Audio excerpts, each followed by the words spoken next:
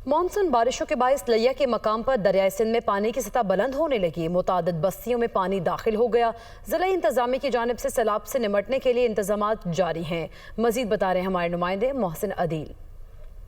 में मानसून बारिशों के बायस दरियाओं और नदी नालों में पानी की सतह मुसलसल बुलंद हो रही है। कालाबाग और चश्मा के मकाम पर इस वक्त दरमियाने दर्जे का सैलाब है। 4,44,000 क्यूसेक की पानी की आमद है, जबकि चश्मा बैराज के मकाम पर 4,24,000 क्यूसेक पानी का इखराज है। करोड़ लालीसन से लेकर पहाड़पुर तक ये 70 किलोमीटर की शमाल से जुनूबन पट्टी है, जहाँ पर लिया में दरियाए सिंध बहता है।